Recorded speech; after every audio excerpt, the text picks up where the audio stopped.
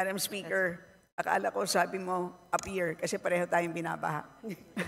Ipinagmamalaki ng administrasyon na may 5,521 flood control projects itong natapos mula 2022 to 2024. Mahigit 5,500 flood control project ang natapos na at marami pang iba ang kasalukuyang ginagawa sa buong bansa. At may ongoing pa ngayon na 5,000 plus, Madam Speaker. Pero tuloy-tuloy ang pagbaha dito sa ating bansa. Kasama po yan sa speech ninyo, Madam Speaker. Anyari sa mga flood control projects na ito. Mula 2022 hanggang 2024, nagpondo ang DPWH ng lampas 500 billion para sa flood management program nito. Madam Speaker.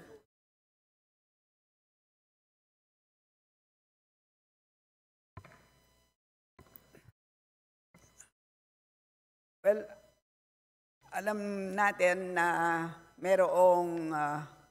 nagkaroon ng isang master plan for Metro Manila na nilabas noong 2012.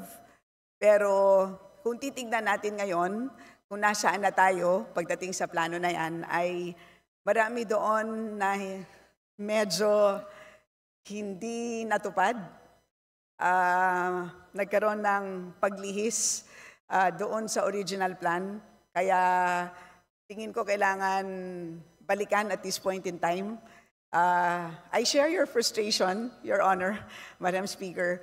At tingin ko ang NEDA naman at this point in time ay nung kami ay nag-uusap, sila naman ay handa nilang balikan yan. And of course, siyempre, sa ngayon ay, binabantayan talaga natin ang mga flood control projects. Base din sa mga ibang hearings, katulad ng COA, ang isang major problem is yung mabagal na pag-implement.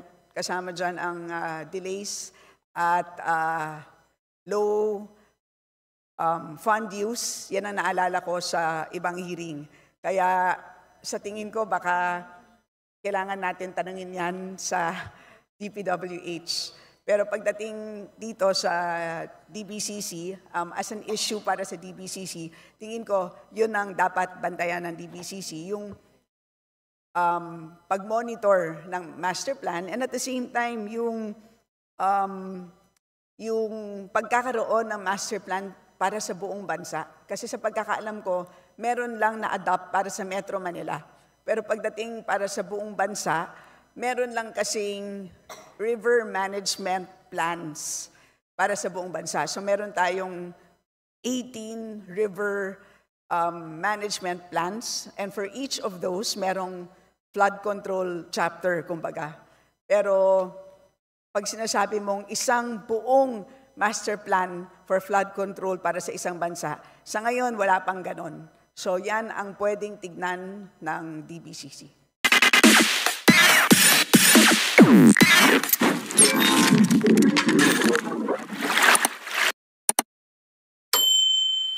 Madam Speaker, will the sponsor yield to some questions, Madam Speaker? Certainly, Madam Speaker, Your Honor. Yes, Madam Speaker, it is notable since the President, Marcos Jr., assumed position as President of the Philippines in 2022, the budget allocation under the unprogrammed appropriations increased. Tama po ba? Madam Speaker, tumaas po siya, Madam Speaker, in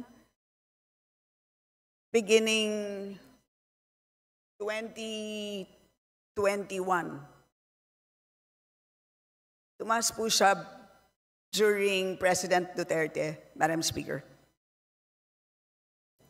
Thank you, Madam Speaker. Madam Speaker, 2022, 2023, and 2024, tumaas po ba ang unprogrammed appropriations? Madam Speaker, my time is counting. Madam Speaker, I'm ready to answer. To be accurate, in 2020, in 2018, it was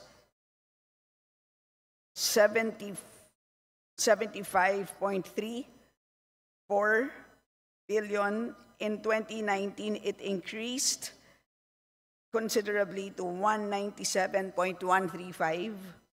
And then in 2020, 216.303. In 2021, 176.315.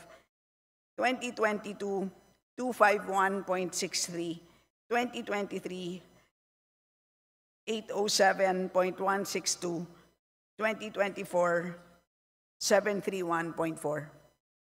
Thank you, Madam Speaker. So, which means, Madam Speaker, from 251 noong 2022, it became 807.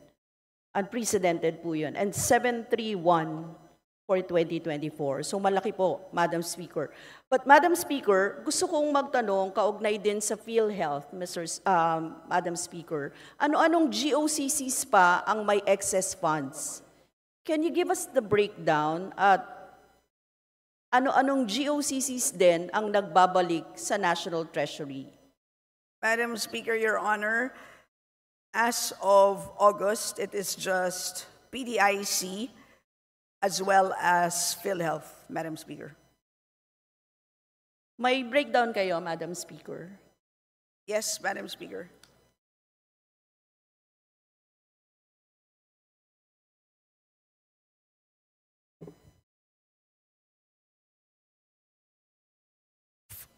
For first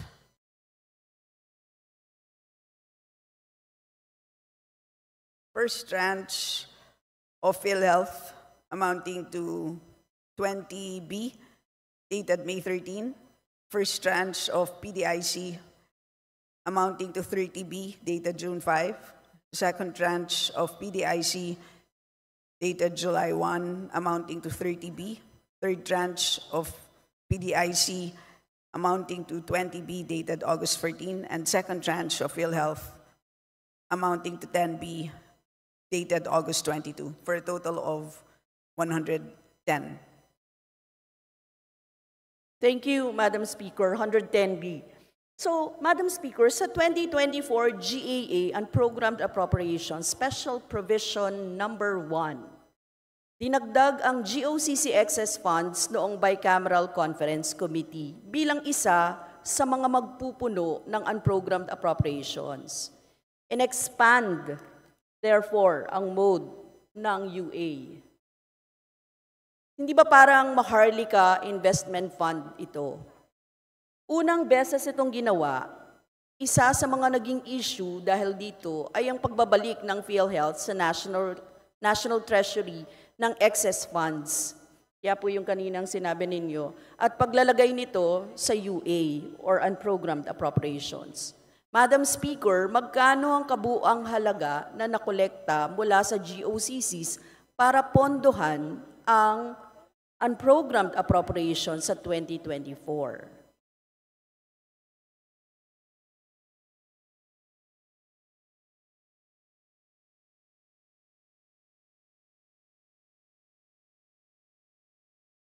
So para sa buong taon, ang nakaprograma po ay 194.78. 194.78. Pero yung nabanggit ko po sa inyo kanina, yun na po yung na-release. Yung 110B, Yes. ay yun ang na-release. Yes po. Madam Speaker, sa 194.78 billion na nakolekta na pinondohan ng UA, tama bang sabihin, from January 1 to July 31, 2024? No, I gave you the dates. So, nung release, so nag-umpisa lang siya after those releases. The first release, I believe, was May. So, Madam Speaker, if I may, ang UA ay natitrigger lang po siya ng excess revenues, Okay. among others. Yes. Madam Speaker, so yung 194.78 ay hindi pa released all, ganon? Hindi pa po. Naka-program pa siya. Program- Yes, kulang pa Yes. po.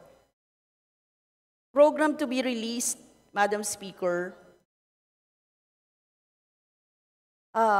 At saan i-release, Madam Speaker? May listahan ba kayo?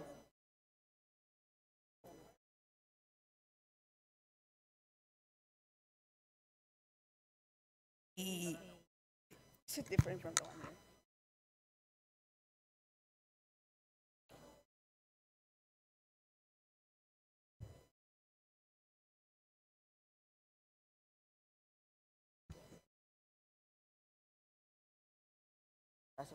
Yes. Madam Speaker, meron tayong listahan ng for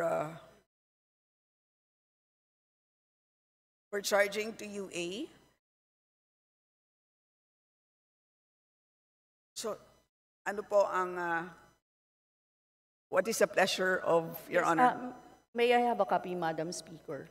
Nung, Yes. mahaba ba, Madam Speaker? Mahaba-haba po. But what is notable is that nung na-release po ang PhilHealth, ay agad-agad pong nabayaran ang ating utang sa ating healthcare workers. Kung naalala po ninyo, ang utang natin sa kanila noong pandemya, yung Public Health Emergency Benefits and Allowances for Healthcare and Non-Healthcare Workers, na-release po natin yung 27.453 billion. So yun po ay isa sa notable na nabayaran natin as a result of the transfer from PhilHealth amounting to 30 billion. And Yes, this was done July 5, 2024. Yes, Madam thank Speaker, you, Madam Your Honor. Speaker. Mamaya pupuntahan ko po yung issue na yan, Madam Speaker, because we think that dapat nasa regular line item talaga yung personal benefits and budget para sa public health emergency benefits and allowances and not in the UA, Madam Speaker. Madam Speaker, dito, PDIC, tama ba? PDIC and PhilHealth lang ang GOCCs. Meron That pa is bang correct. iba? Wala na. Wala na po as Walang of remit. today, Madam Speaker. As of today, wala na. Madam Speaker, yes. Madam Speaker, noong 2023, sabi ko nga, nakita ang pagtaas ng i-allocate na pondo sa unprogrammed appropriations mula sa 2023 NEP na 588 billion, naging 807 billion sa 2023 GAA, Madam Speaker. So meron pang mula sa NEP, 500, pero naging 807 dun sa GAA. At 332 billion dito ay napondohan. Sa 2024 NEP, bigla na lamang lumaki ang UA, ang unprogrammed appropriations mula 2024 NEP na 281 billion, naging 731 billion sa 2024 GAA. Tama ba, Madam Speaker? 168, ang sinabi nyo kanina ay 194.78 ongoing pa. Yung unprogrammed appropriations ay pinupondohan or napondohan mula January to July 2024. Diba? Certain sections, kasi ang sinabi nyo po kanina, 194.78. Yes, that is from the two GOCCs mentioned earlier, from PDIC and PhilHealth. Oo. Pero, Madam Speaker, yung itemized kanina na sinabi ninyo, na na hinihingi yung copy, Yes, kung magkano doon, kung ilan doon at magkano doon, hindi pa natin Yes, alam. Madam Speaker, if I may explain further, meron tayong dalawang,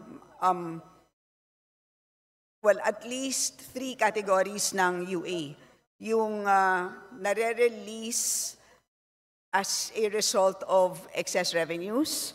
That's one category. Meron tayong nare-release without excess revenues, meaning to say, katulad ng mga loans, kapag handa na ang documents ng loans at ito, ang mga projects to be funded by loans ay shovel-ready na, ready for implementation, ay automatically pwede na siyang ma-release. So that's the second category. The third category is,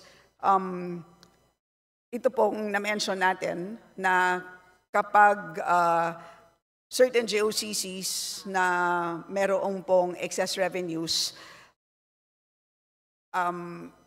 katulad ng itong PDIC at PhilHealth na nabanggit kanina, and ito po, mapopondohan po ang certain projects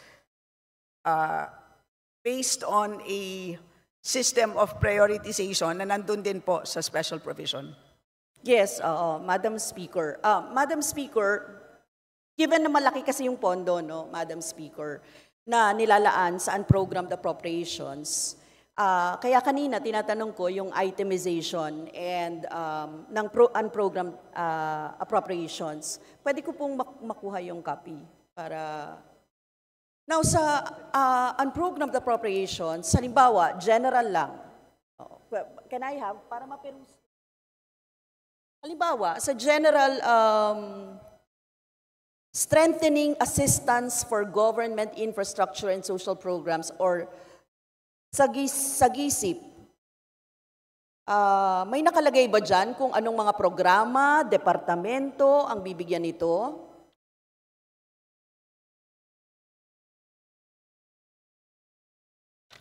Meron po, Madam Speaker.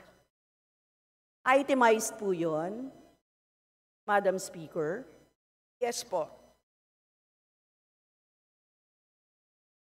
Kaya natin, Madam Speaker, tinatanong to, napaka-vulnerable, no, sa corruption ng ganito. Kailangan transparent po tayo dito. So for example, for 2025, nakalista po dito amounting to 78.363 billion. At nakalista po dito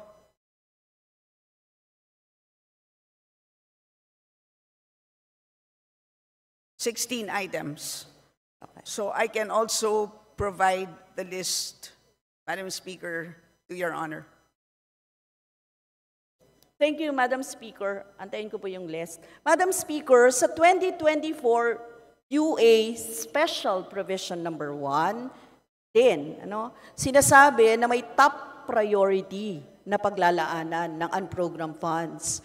Una rito ay ang personnel benefits o sahod, social services, continuing public health emergency, government counterpart for foreign assisted projects, infrastructure projects, at iba pa.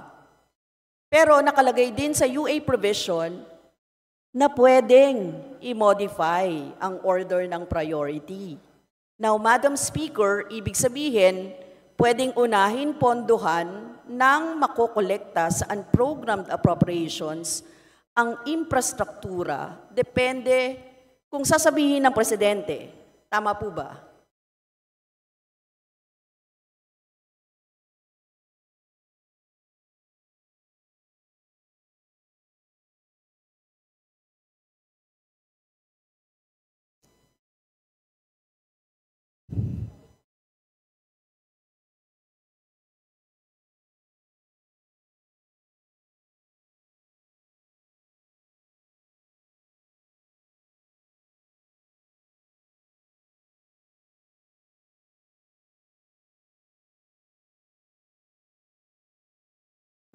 Madam Speaker, well, una sa lahat, ang nagde-decide dito sa pag-prioritize, well, may sistema naman talaga ng pag-prioritize, which is sinusundan naman ng ating DBCC.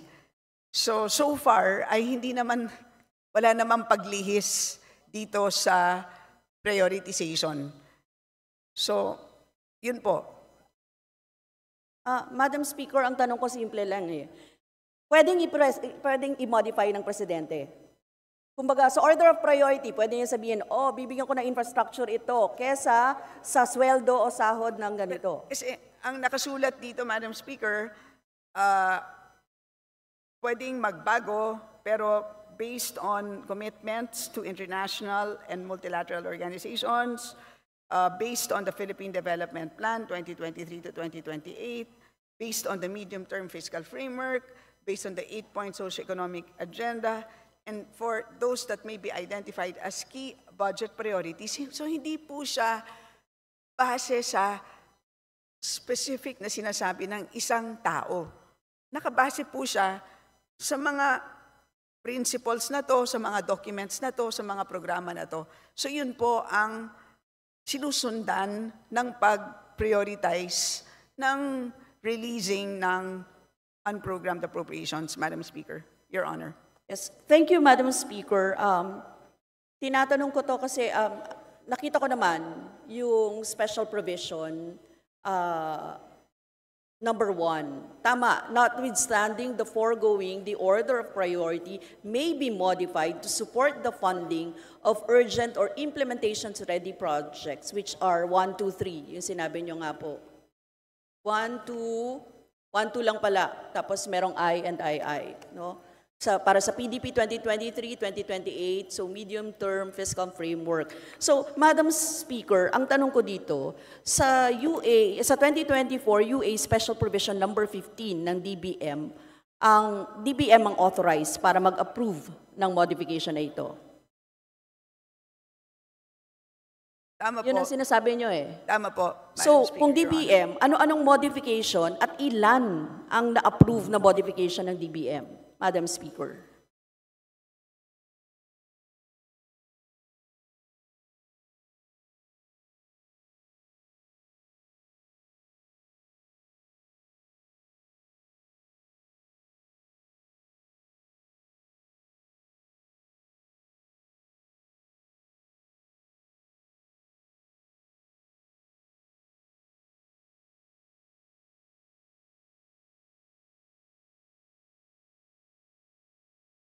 1 minute suspension, Madam Speaker, while we Session check the suspended. documents.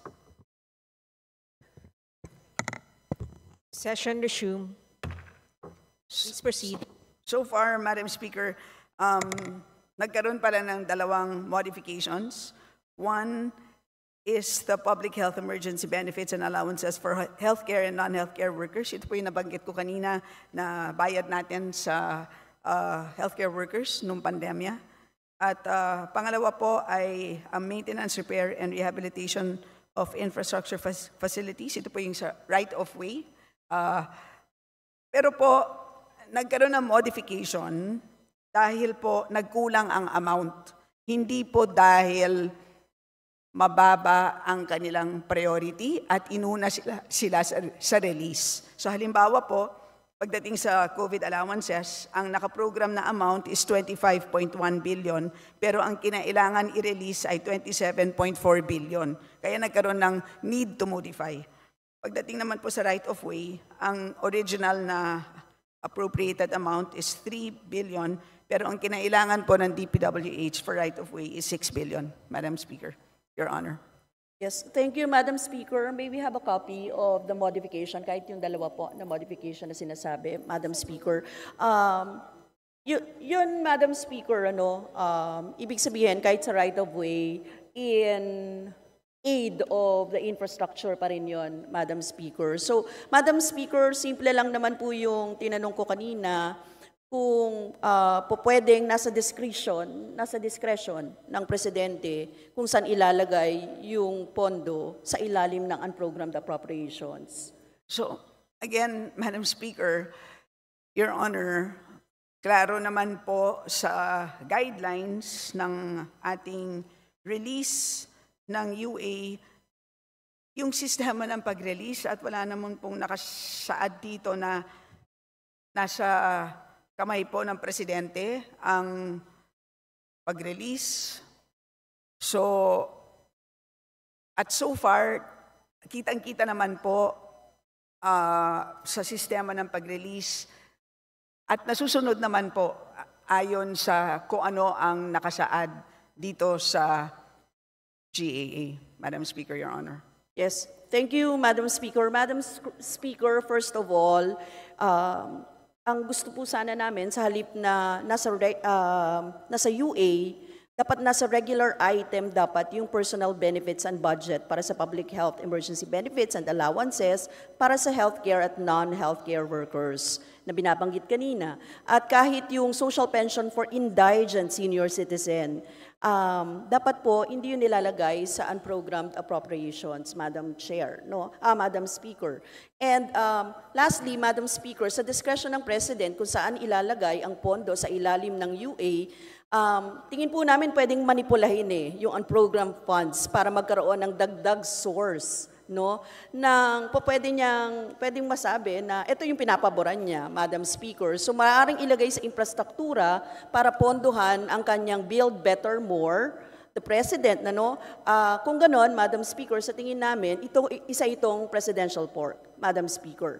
Now, my second set of questions, Madam Speaker. Madam Speaker, before you proceed, yes, yes. If I may, idadagdag ko na lang po na maliwanag naman po na nagruling na po ang ating Supreme Court sa Bellica versus DBM ng 2014 na hindi po pork ang unprogrammed appropriations, unprogrammed appropriations ay hindi po pork. Ito po, malinaw po na constitutional. Siya po ay sumasang-ayon po sa sistema ng line item at sumusunod po sa sufficiency at completeness test. Kaya nagruling ang Supreme Court, constitutional po, hindi po siya pork. Thank you, Madam Speaker. In the first place, Madam Speaker, ito po yung kina-question namin dito, the order of priority may be modified, particularly sa provision ng Special Provision number 1. So, Madam Speaker, sa tingin namin yan ang pwedeng imanipula in favor of those who are sitting right now at nakakapag-decide dito sa mga ito. Anyway, Madam Speaker, sa second set of question ko, this is about infrastructure spending pa rin, Madam Speaker. Ipinagmamalaki ng administrasyon na may 5,521 flood control projects itong natapos mula 2022 to 2024. At may ongoing pa ngayon na 5,000 plus, Madam Speaker. Pero tuloy-tuloy ang pagbaha dito sa ating bansa. Kasama po yan sa speech ninyo, Madam Speaker. Anyari sa mga flood control projects na ito. Mula 2022 hanggang 2024, nagpondo ang DPWH ng lampas 500 billion para sa flood management program nito, Madam Speaker.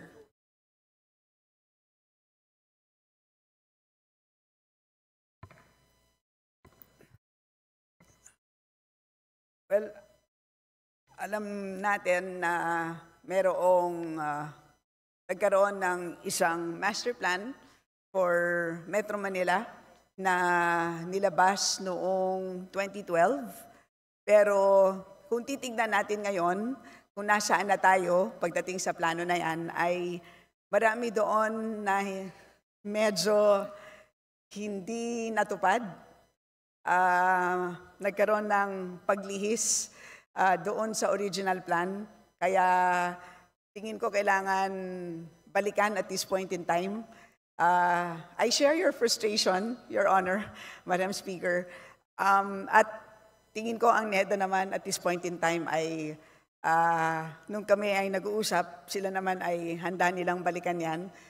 And of course, siyempre sa ngayon ay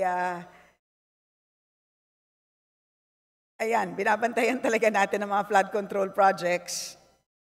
Base din sa mga ibang hearings, katulad ng COA, ang isang major problem is yung mabagal na pag-implement. Kasama dyan ang delays at low fund use. Yan ang naalala ko sa ibang hearing. Kaya sa tingin ko baka kailangan natin tanungin yan sa DPWH. Pero pagdating dito sa DBCC, as an issue para sa DBCC, tingin ko yun ang dapat bantayan ng DBCC, yung pag-monitor ng master plan, and at the same time yung pagkakaroon ng master plan para sa buong bansa. Kasi sa pagkakaalam ko, meron lang na-adopt para sa Metro Manila. Pero pagdating para sa buong bansa, meron lang kasing river management plans para sa buong bansa. So meron tayong 18 river management plans, and for each of those, merong flood control chapter, kumbaga. Pero pag sinasabi mong isang buong master plan for flood control para sa isang bansa, sa ngayon wala pang ganon. So yan ang pwedeng tignan ng DBCC. May I remind the Honorable Brosas that you have 3 more minutes. Yes, thank you, Madam Speaker. Napaka-personal din sa akin ito kasi binabaha ako eh. Kaya kailangan ko itanong talaga, no? Kasi despite the DPWH Flood Management Program from 2022, which amounts to 128 billion, tas 2023, 182 billion, 2024, 244 billion, talagang mapapatanong ka, Madam Speaker. Kasi bumabaha talaga ng todo-todo sa NCR, Madam Speaker. So, walang nangyari dun sa mga pondo na yun, seemingly. Anyway, Madam Speaker, bago po ako, 3 minutes na lang, Madam Speaker, pwede bang mag-extend siya? Appeal naman, Madam Speaker. Akala Be ko sabi, given 3 minutes. Madam Speaker, akala ko sabi mo appear kasi pareho tayong binabaha.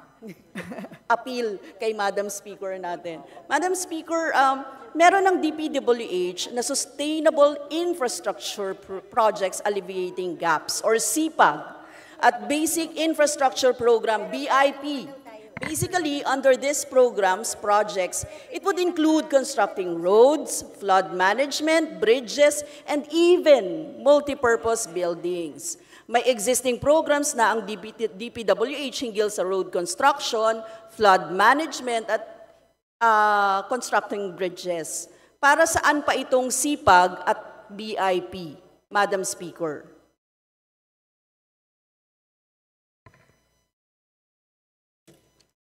Ang SIPAG, okay, meron tayong SIPAG, flood mitigation structures, protecting public infrastructure facilities. This is for 2024, Madam Speaker, 40.52 billion. And for basic infrastructure program, which would include multipurpose buildings and facilities to support social services, ito naman po ay 57.69 billion.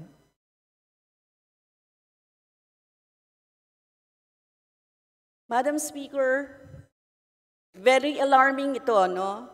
Nakita natin na doble-doble yung proyekto ng DPWH na pinopondohan ng napakalaki. What's the point of having multiple programs with the same objectives? Para siyang pare-pareho, Madam Speaker.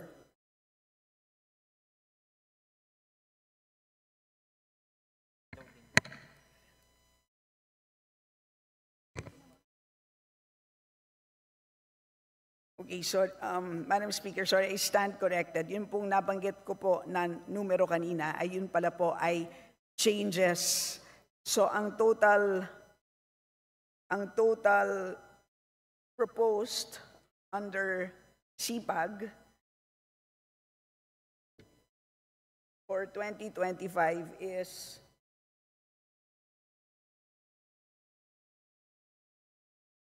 is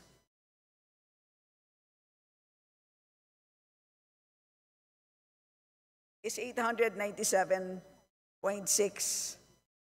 million. And for basic infrastructure program, which would include evacuation centers na kailangan natin ng mga binabaha, Your Honor, 184 million. So, itong mga facilities na to ay masasabi natin naman na very useful, lalong-lalo na sa mga binabahang mga lugar. Madam Speaker, Your Honor. Madam Speaker, Siguro yung mga multiple programs, no? Kaya ang tingin po natin may pare-pareho dito. And Madam Speaker, can I request specifically for the accomplishment report of CPAG and BIP, Madam Speaker?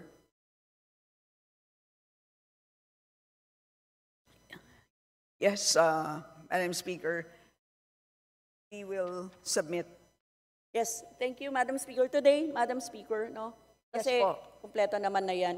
Thank you, Madam Speaker. That's the last of my questions sa DBCC. Madam Speaker, yung ibang questions sa NEDA at saka sa DOF pa. Thank you very much, Madam Speaker. Thank you, Madam Sponsor. Salamat po. Thank you.